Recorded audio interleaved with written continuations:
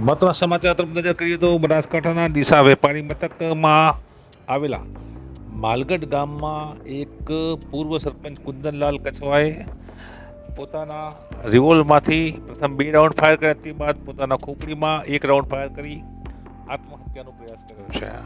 કુંદનલાલ કછવા વિતેલા વર્ષોમાં માલગઢના પૂર્વ સરપંચ હતા. એક મોટું નામ ધરાવતા માળી સમાજના આગેવાન હતા. કેટલાક દિવસથી તેઓ સ્ટ્રેસમાં રહેતા હતા.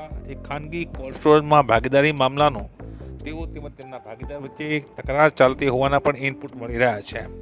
જોકે આ કારણોસર અથવા કયા કારણોસર તેમને આત્મહત્યાનો પ્રયાસ કર્યો છે તેની તપાસમાં હાલ તો પોલીસ લાગી છે. કુંદનલાલ કછવાના માથાના ભાગે ગોળી લાગતા તેઓ ગંભીર રીતે ઘાયલ થયા હોવાના સમાચાર મળી રહ્યા છે. ડીસાની ખાનગી હોસ્પિટલમાં તેઓને વેન્ટિલેટર પર રાખવામાં આવે છે, જ્યાં તેમની સ્થિતિ સ્થિર હોવાનું તબીબો બતાવી રહ્યા છે.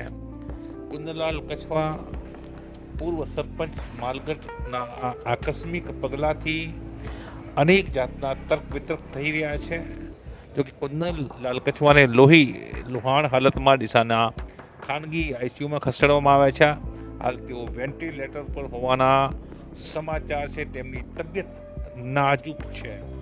આ મહત્વના સમાચાર છે. ત્યારે પારિવારિક તકરારમાં કોલ્ડ સ્ટોરેજનો એક મોટો વિવાદ હતો અને તેમાં ક્યાંક પોલીસ ફરિયાદ તેમજ અન્ય બાબતો પણ બહાર આવી હતી. જૂનો ભૂતકાળ હતો, તકરાર હતી અને તે તકરારમાં અથવા અન્ય કોઈ કારણોસર તેઓએ પોતાના રિવોલ્વરમાંથી પ્રથમ 2 રાઉન્ડ ફાયર કર્યા, તે બાદ તેઓની માનસિક સ્થિતિ બગડતા અને ખાસ કરીને આત્મહત્યાનો પ્રયાસ તેઓએ કર્યો છે તેવું જાણવા મળ્યું છે.